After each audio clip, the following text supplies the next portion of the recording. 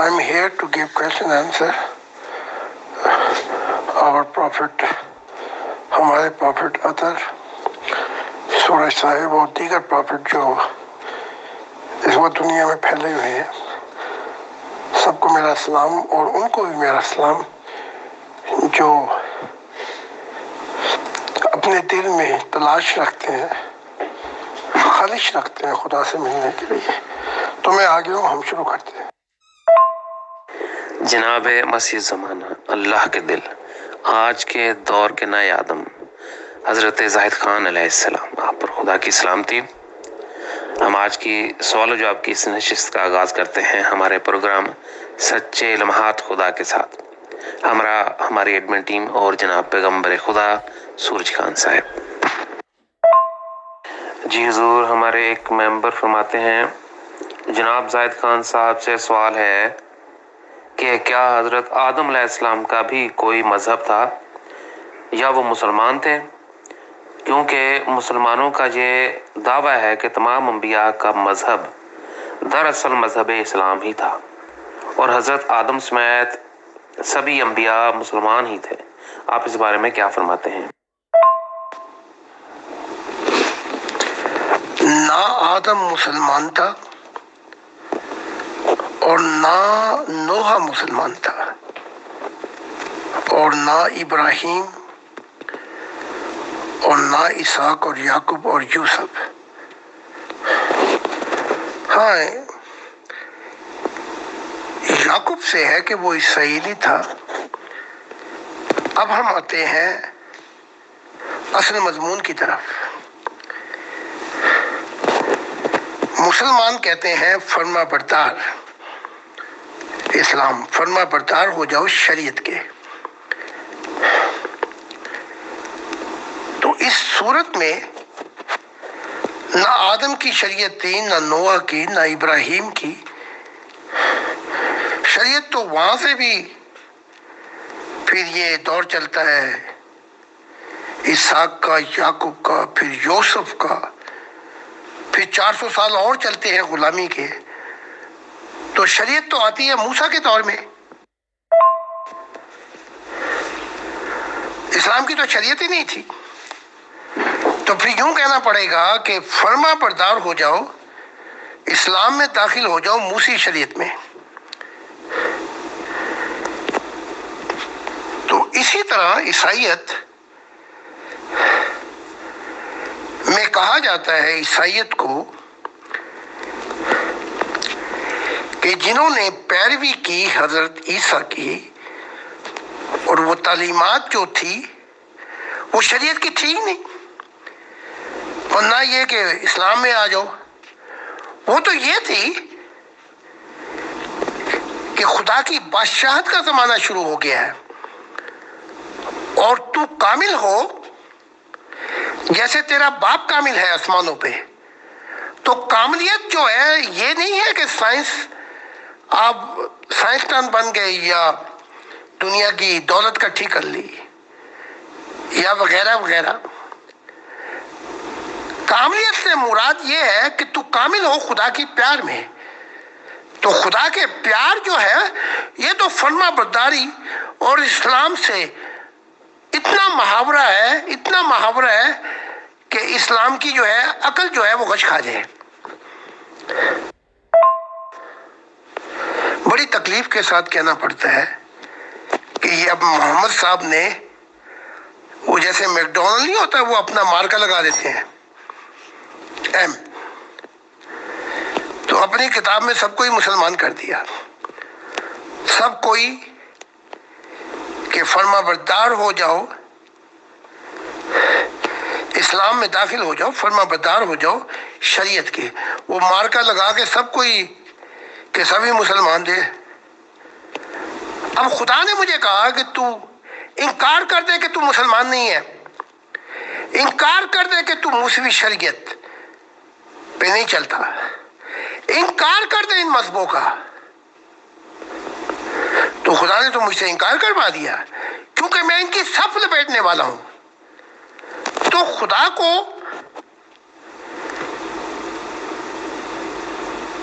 इस आखिरी दौर में क़यामत के मजहबों की सब लपेट दी उसने आसमानों के ऊपर, तो वो क्या रहा है, नया आसमान नई जमीन आएंगे, यानी कि खुदा की मंशा पूरी हो जाएगी। नए इंसान जिनका जिंदा ताल्लुक होगा मोहब्बत में खुदा ताला के साथ। तो ये है जो एक इंसानियत का खानदान होगा जिसका महवर खुदा की जात होगी। ये है काम दिया। जी हजूर, बहुत शुक्रिया जी। एक और मेंबर फरमाते हैं, जनाब क्या मज़ाहब के बगैर खुदा का कॉन्सेप्ट मुमकिन है? अगर मज़ाहब ना होते तो हमें अल्लाह ताला के मुतल्लिक़ कभी पता ना चलता, लेकिन आपकी तालीमात बताती हैं कि खुदा ने तमाम मज़ाहिब की सफ़ लपेट दी है। अगर मज़हब इस्लाम इस दुनिया से ख़त्म हो गया तो बाकी क्या रह जाएगा? मैं आपके नज़रियात को मुकम्मल तौर पे समझ नहीं सका। जब खुदा ने नूह आदम को पुकारा तो कौन सा मजहब दिया था? पढ़ लो बाइबल में या मुझसे बराह रास्त सुन लो। आदम को खुदा ने कहा कि तुम मेरी राहों पे चल, और बराह रास्त खुदा जो था वो मुखातिब था आदम से। बाग़े अदन जो है वो दिल है, गाइडेंस थी। तो कहाँ था मजहब? नोह का दौर 1600 साल, जब नोहा ने पुकारा खुदा की तरफ। फिर इब्राहिम, कहाँ था मजहब? तो क्या मजहब इस्लाम अगर लेंगे तो मजहब से मुराद रास्ता है, तो क्या एक ही रास्ता रह गया इस्लाम का? कोई और रास्ता ही नहीं रहा। तो जितने अंबिया थे उनको बराह रास्त गाइडेंस देना था खुदा के साथ।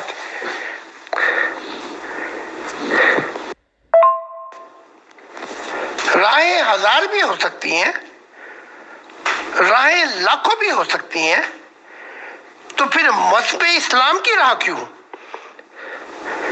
हिंदू जो मजहब है वो बहुत ही पुराना है, क्या वो राह नहीं थी? उस वक्त तो इस्लाम पैदा भी नहीं हुआ था। बनी इसराइल की राह नहीं थी?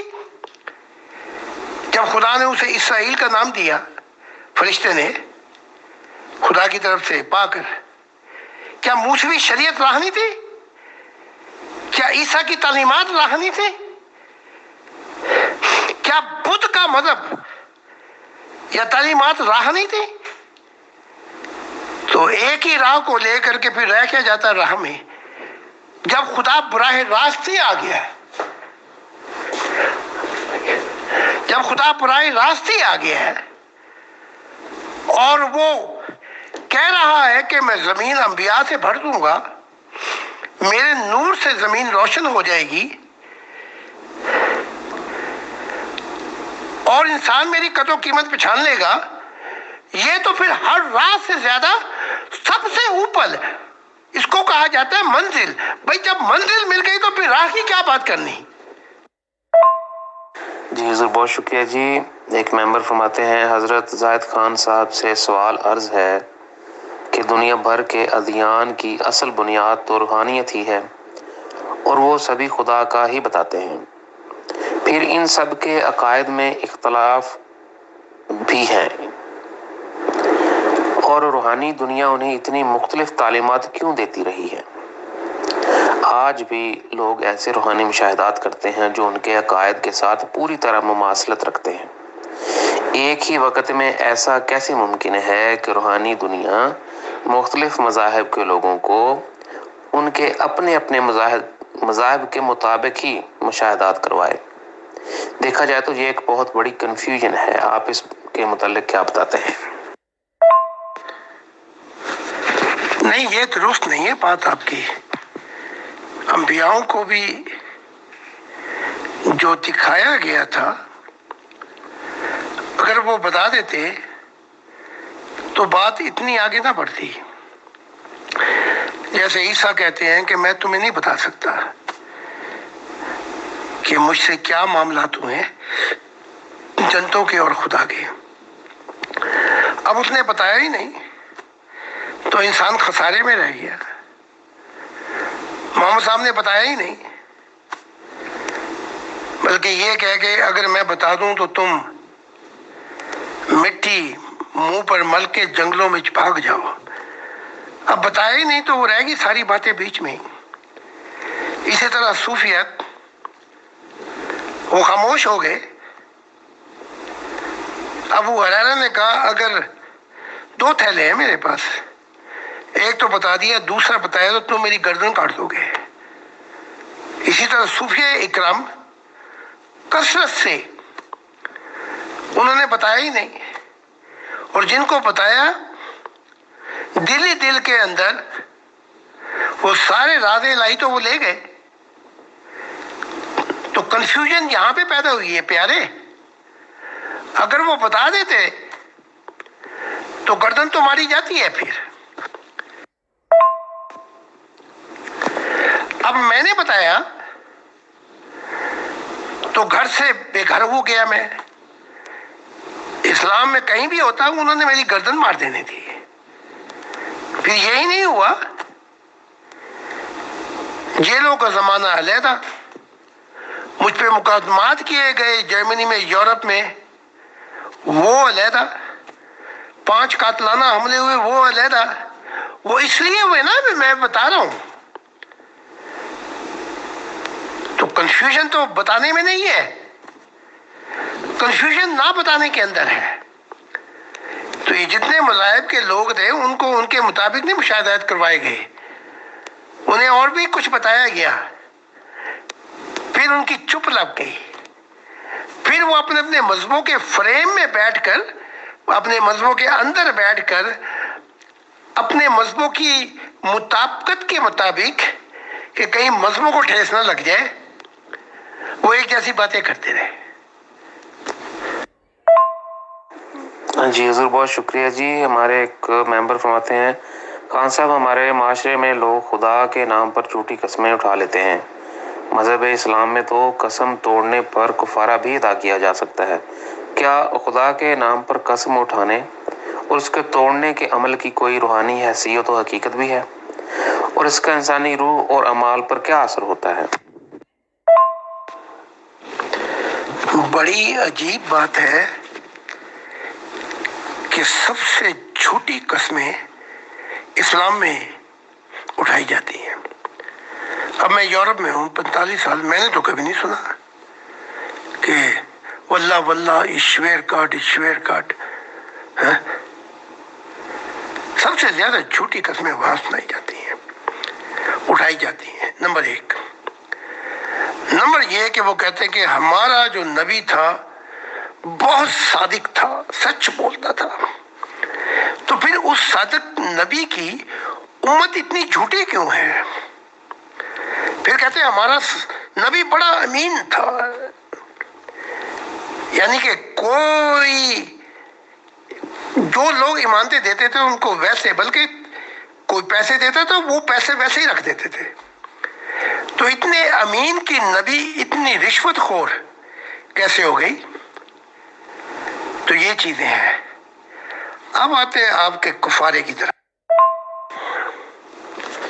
قسمیں کھائے جاؤ اور کفارہ ادا کیے جاؤ، لیکن جڑ سے اس بیماری کو نہیں اکھاڑنا. یہ قسم جب نہیں کھائے گا انسان جب اسے پتہ لگ جائے کہ وہ خدا کا تخت جہانوں سے بالا، وہ اتنا قدر و قیمت، اور جب وہ معرفت الہی کی سیڑھی پہ چڑھے گا پھر قسم نہیں کھائے گا. اور اگر کھائے گا تو سچی کھائے گا، اس کے جیسا پھر سچا کوئی نہیں ہوگا. تو جو انسان براہ راست، اب یہ ہماری تعلیمات جو ہیں وہ براہ راست خدا سے ملاتی ہیں، جو ملتا جائے گا اس کے مشاہدہ الہی میں اتنی وسعت ہو جائے گی کہ خدا کی ذات، جہاں جہاں میں پہنچا وہاں تو میں نے ایک قطرہ پایا معرفت الہی کا. تو جڑ کی اگر آپ उखाड़ देंगे तो सारी बीमारियां दूर हो जाएंगी। अब देखो ना, पाकिस्तान के लोग इतने रिश्वतखोर हैं, तौबा मुल्क का दिवालिया कर दिया और फिर मज़ारों पे जाके दाताले हजवेरी और यहाँ 20 या 200 डेगे चला के समझते हैं हमारे जुर्म का कुफारा हो गया है। तो मैं बता रहा हूँ मसीह ज़माना कि ये सारे जहन्नम का ईंधन बनेंगे और वहाँ ये पाई पाई अदा करेंगे, चाहे खरबों या उससे भी ज्यादा वक्त लग जाए, ये वहां से ना निकलने पाए। तो अब इस्लाम के अंदर एक रुत बन गई है, जो मर्जी किए जाओ, कुफारा अदा किए जाओ। ये तो शैतान जो है वो भी इस गली को छोड़ गया है, उसकी भी बस हो गई है, वो भी वापस जाना चाहता है कि जब वो सुबह का सितारा था। जी सर, बहुत शुक्रिया जी। हमारे एक मेंबर फरमाते हैं जाहिद खान साहब से सवाल है कि साइंस और रूहानियत के दरमियान ऐसी कौन सी कड़ी है जो इन दोनों को एक साथ मिला सकती है। इल्हामी किताबों के लिखने वालों को साइंस के बुनियादी उसूलों का भी पता नहीं था। दूसरी तरफ साइंस के नज़रियात में रूहानियत जैसा कोई मजमून नहीं मिलता। क्या ऐसा मुमकिन है कि इंसानियत इन दोनों नेमतों से यकसां बुनियादों पर इस्तिफादा हासिल कर सके। साइंस और रूहानियत में, क्योंकि ये साइंस हमारे दौर में है, ये एक चीज यकसां है, वो ये है कि इंग्लिश में कह दो वाओ, शुक्र गुजारी की तरफ कदम है। अब साइंस जो है इसे हॉरिजॉन्टल कहा जाता है, इसका रूहानियत से दूर का भी वास्ता नहीं, लेकिन तलाश इनको भी वही है जो रूहानियत को है। लेकिन ये साइंस जो है अपने अकीदे बदलती रहती है बेस्ड ऑन एक्सपेरिमेंट, तजर्बात की दुनिया से गुजरकर, और बताती रहती है कि कायनात कैसे तख्लीक की गई, यानी कि how the things were created. अब ये मजमून जो है ये चलता चलता वहीं पे पहुंच रहा है, एक संगम के ऊपर। आज की जो साइंस है वो अब आगे चली गई है, वो उन तजर्बात में पहुंचना चाहती है कि पहला ये जो धमाका जहां से कायनात शुरू हुई उसके असबाब क्या थे, उसके पीछे जा रही है, और उसके पीछे जो एलिमेंट थे उनको कवर करना चाहती है कि वो मुकदमा क्या था, कौन था वो। तो साइंस कैसे कैसे बताते कैसे चीजें तख्लीक की गई कायनात में, पहुंच खुदा की तरफ रही है, लेकिन इनका जो रास्ता है वो इनडायरेक्ट डोमिनियन है, इनडायरेक्ट, बिल वास्ता, बराह रास्त नहीं है। अब रूहानियत जो है वो बताती है क्यों तख्लीक की गई, फर्क आ गया, कैसे चीजें तख्लीक की गई। ये एक आप अपने बच्चे को कहें कि बेटे ये तोहफा है, वो कहे जी ये फंक्शन कैसे करता है, तो आप उसको बताएंगे कि ऐसे ही काम करता है। अगर वो बच्चा पूछ ले कि क्यों दिया मुझे तोहफा, तो आप वालिदैन कहेंगे मोहब्बत है तुझसे। तो जो क्यों किया है वो जिंदगी मोहब्बत से शुरू हुई थी। अब यहाँ का भी पहला कदम जो है वो शुक्र गुजारी है, उससे आगे फिर मंजिलें शुरू हो जाती हैं रूहानियत की। तो ये दोनों चीजें इसके मुतालिक मजमू में भी प्रोफेसाई है, एक दिन मीठा पानी और नमकीन पानी एक संगम में मिल जाएंगे। अभी तक तो दीवार है इनके बीच में, तो वो जब दीवार हटेगी तो मीठा और नमकीन पानी मिलेगा आपस में, तो उसका जो जायका होगा वो दरमियानी जायका हो जाएगा। तो ये मजमून बड़ा लंबा है, ये हमारे दौर में शुरू हुआ है। جو ایک انسانیت کا خاندان جس کا محور خدا کی ذات ہے، جن کا جو یہاں سے اب تو 50 نبی ہے، آنے والی کل میں 100 پھر ہزاروں لاکھوں کروڑوں، تو یہ نبی بھی سائنسدان بھی ہوں گے، میڈیسن میں بھی جائیں گے، دنیا کے ہر محکمے میں جائیں گے، لیکن پہلے نبی ہوں گے ان کا تعلق خدا سے ہوگا، اور یہ سائنس جنہوں نے ایڑیاں رگڑ رگڑ کے پایا ہے، یہی سائنس کا تحفہ وہ جو نبی ہوں گے سائنس میں آئیں گے اور دوسری اس میں فیلڈ میں آئیں گے، ایک رات میں ہی راز الہی بتا دیا جائے گا، تو ایڑیاں رگڑنے کی ضرورت نہیں ہوگی۔ لہذا مستقبل کا جو پہلے نبی ہوگا، پھر سائنسدان ہوگا، پھر میڈیسن کی ریسرچ ہوگی، پھر کسی اور فیلڈ کی ریسرچ ہوگی، تو یہ دونوں ایک سنگم پہ مل جائیں گے، جیسے دریا سمندر میں گر جاتے ہیں اور اس کی آئیڈینٹی باقی نہیں۔ جی حضور بہت شکریہ جی۔ ہمارے ایک ممبر فرماتے ہیں زاہد خان صاحب، جو لوگ اپاہج پیدا ہوتے ہیں یا حادثاتی طور پر ان کے جسمانی اعضاء کٹ جاتے ہیں، اس کا ان کی روح پر کیا اثر ہوتا ہے؟ یعنی اگر ایک شخص کا کسی حادثے میں بازو یا ٹانگ کٹ جاتا ہے تو کیا اس کی روح کا بازو یا ٹانگ بھی ضائع ہو جائیں گے، یا روح پر جسمانی حادثات کا ایسا اثر ہرگز نہیں ہوتا؟ لوکا میں ہے بائبل میں کہ جب عیسیٰ نے اپنے ہاتھ اور پاؤں دکھائے اور کہا کہ یہ دیکھو وہ زخم میرے ہاتھوں میں کراس کے اور میرے پیروں پہ، لیکن روح کی ہڈی اور گوشت نہیں ہوتا۔ وہاں اگر ہاتھ اپاہج ہو جائے یا پاؤں اپاہج ہو جائے تو روح اپاہج نہیں ہوتی، تو پھر وہ بڑے خوش ہوئے۔ یہ لوکا کی جو نبوت ہے یہ بھی بتاتی ہے کہ عیسیٰ جو کراس تھا وہاں سے بچ نکلے تھے، خدا نے ان کے لیے راستہ نکالا تھا یوسف ارمیتیہ سے۔ تو یہ جو حادثات اب ہو رہے ہیں یہ تو خدا کی دنیا ہی نہیں ہے، وہ خدا خود ہی کہہ رہا ہے اس دنیا کا آقا شیطان ہے۔ لیکن یہاں پہ اگر کوئی اپاہج ہے تو اس کا اثر روح پہ نہیں ہوگا، تو اپاہج رہ کے بھی جو اس کو ملے گا وہ ہزاروں گنا زیادہ ملے گا اگر وہ اپاہج رہ کے بھی خدا کی طرف چلتا ہے۔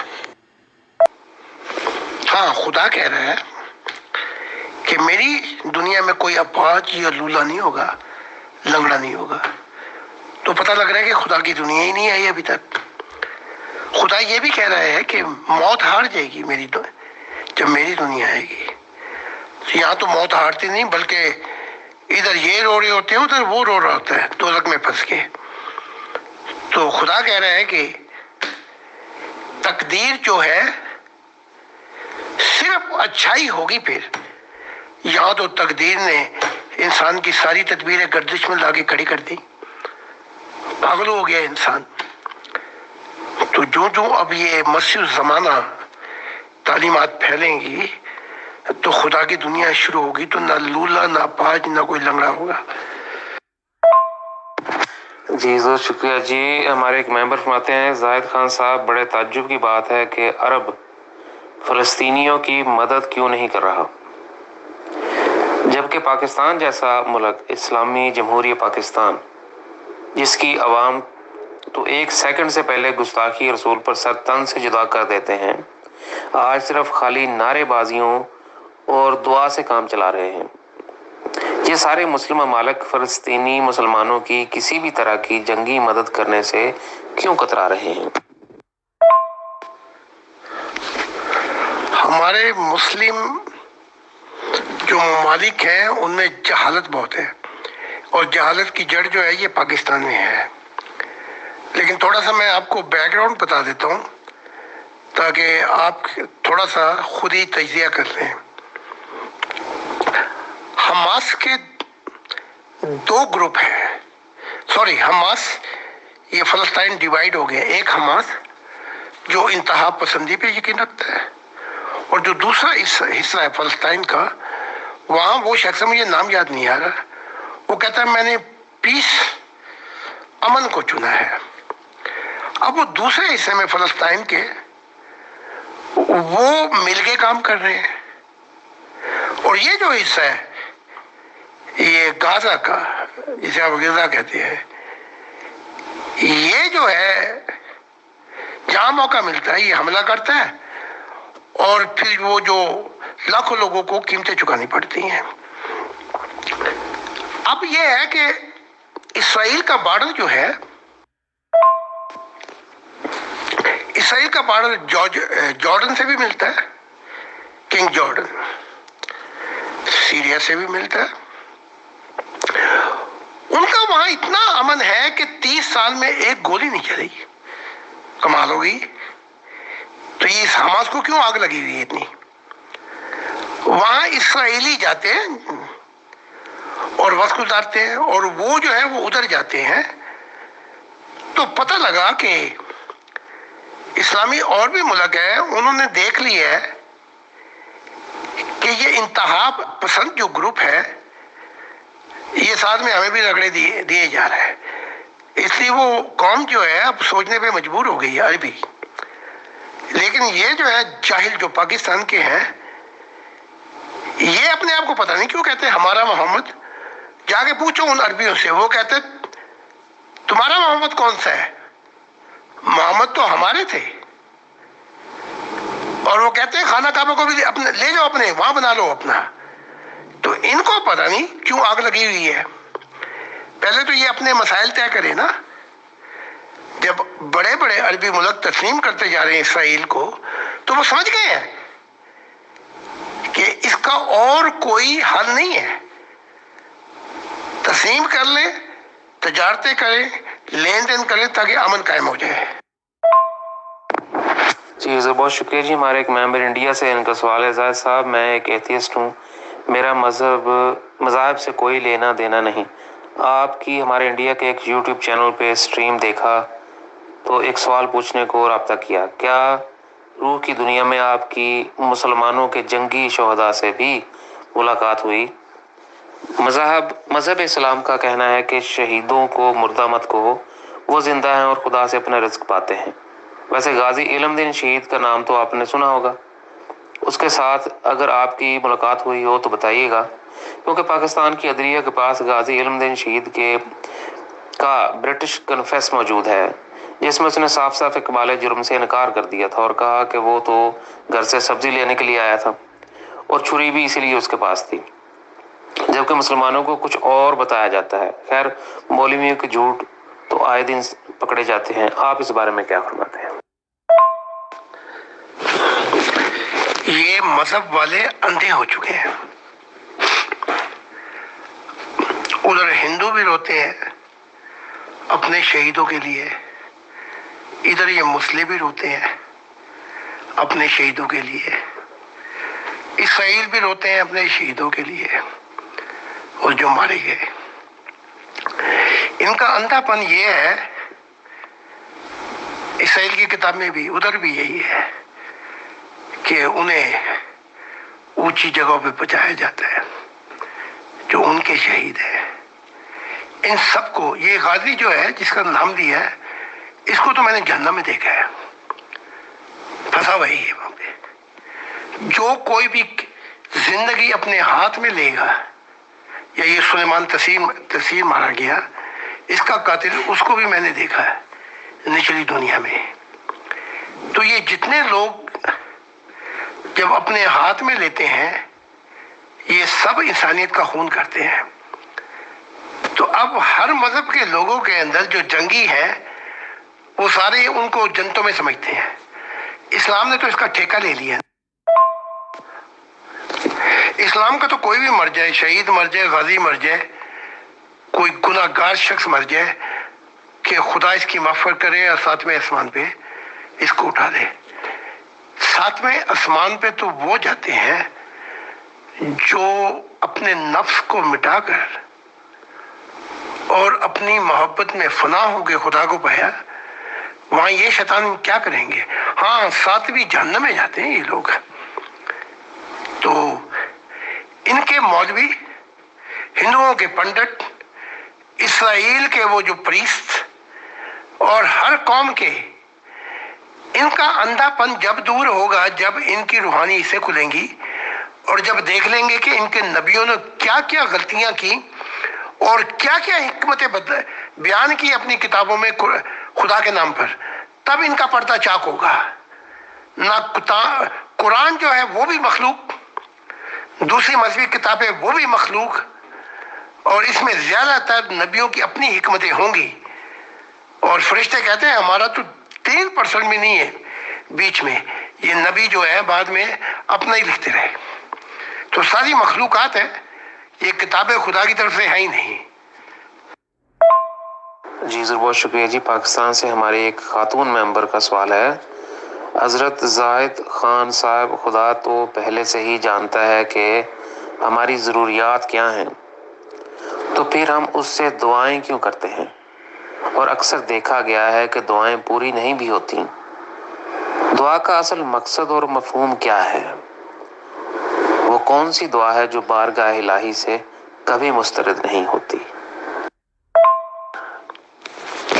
इस सवाल पर मातम करने को दिल करता है कि अपने कुरान से सीख लो, और मजहबी जो लोग हैं अपनी किताबों से सीख लो कि जिस चीज की जरूरत थी वो तारीफ के लायक है। और रहमान उसकी सिफत ये है, जो उसको पता था कि क्या चाहिए मखलूकात को, वो तख्लीक कर दिया उसने। और रहमान रहीम, और फिर रहीम चंद पे है। तो वो कहता है मेरे पास तो कुछ है ही नहीं, मैं अपनी रहमानियत तो लुटा चुका हूं, मैं सब कुछ दे चुका हूं, अब आखिर में रहीम, उसमें सब नहीं आते। और वो रहीम वो है जो दरवाजा खटखटाते हैं तो खोला जाएगा, आवाज देते हैं तो खुदा का जवाब मिलेगा, और रिसर्च तलाश करते हैं, कोई हो, किसी मजहब में हो, कोई साधु हो, संत हो, बुद्ध हो, कन्फ्यूज का मानने वाला हो, कोई इस्लाम में हो, ये वो लोग हैं जिन्होंने तलाश की, सच्चाई की। इनकी दुआएं जो है वो दुनियादारों जैसी दुआएं भी नहीं। इनकी हर दुआ के अंदर ये होता है कि मैं खुदा तेरी मंशा के लिए, तेरी चाहत के लिए कैसे लुट जाऊं, कैसे अपने आप को मिटा दूं कि मैं तेरा हो जाऊं, और नई बका, नई आइडेंटिटी, शनाख्त तुझसे पालूं। ये वो दुआएं हैं जो कभी नकारा नहीं जाती और खुदा इनको सुनता है। बाकी सारी दुआएं कि मेरी मजे ठीक कर दो, ये कर दो, फलां कर दो, ये तो शैतानी निजाम है। अगर ये चाहे, अब देखो ना 80% इंडिया की जमीन इस अपना इतनी जरखेज है कि पूरी दुनिया को खाना खिला सकती है, अब वो सारे भूखे मर रहे हैं। तो ये तो निजाम की फेलियर है, वरना खुदा की जात इतना कुछ दे चुकी है। जब खुदा की दुनिया आएगी तो 1 साल लोग बस काम करेंगे, वो काम भी क्या करेंगे थोड़ा सा, और 7 साल जो है वो खुदा की मोहब्बत और मार्फत इलाही में जीवन गुजारेंगे, पूरी दुनिया में घूमकर। उनकी दुआएं जो होगी, वो दुआएं भी ये दुनियादारों की दुआएं थोड़ी होगी, उनकी हर दुआ जो है खुदा कबूल करेगा, क्योंकि वो खुदा की मंशा की दुआएं होंगी। जी हुजूर, बहुत शुक्रिया जी। ये हमारे आज के प्रोग्राम का आखिरी सवाल है। एक मेंबर फरमाते हैं, जाहिद खान साहब, आप जैसा साहिब कमाल शख्स कभी नहीं देखा। मैंने खुदा के मुताल्लिक बरसों की मसाफत, मुशक्क़त और तलाश के बाद जो उन्वानात पाए, आप वो कठिन तरीन बातों को इतनी आसानी से बयान कर जाते हैं कि मैं दंग रह जाता हूँ। इससे वाज़ेह तौर पर यह एहसास होता है कि आपने अपनी साबिका ज़िंदगी में एक इंतहाई गहरा तरीन रूहानी सफ़र किया है। कोई सवाल नहीं है आपसे, बस खुदा से दुआ है कि आप जैसा इरफान इलाही और सोज़े दिल खुदा सबको अता करे, आमीन। भाई ये तो आपका اعتقاد اور محبت ہے، لیکن صاحب کمال اور نیک تو صرف ایک ہی ہے، وہ خدا واحد ہے۔ تو جب نیکودیمس نے سوال کیا عیسیٰ سے، اے نیک اور اے پاک استاد، تو اس نے کہا تو مجھے نیک کیوں کہتا ہے، پاک کیوں کہتا ہے اور کمال کیوں کہتا ہے، صاحب کمال؟ کوئی بھی نہیں، انکار کر دیا سوائے ایک کہ وہ خدا واحد ہے۔ ہاں، اس کی محبت میں جو عرفان میں اس نے جام پلائے ہیں، تو وہ اثر جو ہے وہ روح میں آیا ہوا ہے، اور خدا جو مجھ سے کام لے لے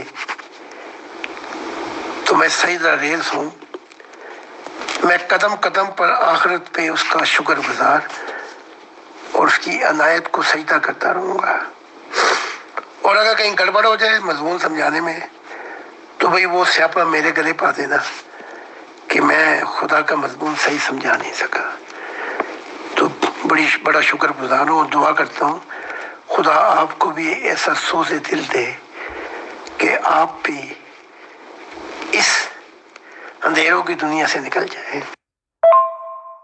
جناب مسیح زمانہ اللہ کے دل آج کے دور کے نئے آدم جناب حضرت زاہد خان علیہ السلام، آپ کی اس تشریف آوری اور روحانی رہنمائی کے لیے ہم تہ دل سے آپ کے شکر گزار ہیں، اور ہماری ایڈمن ٹیم اور پیغمبر خدا جناب سورج خان صاحب۔ آئندہ پروگرام کے لیے معینہ وقت پر آپ سے دوبارہ ملاقات ہوگی۔ سبھی ممبران پر خدا کی سلامتی۔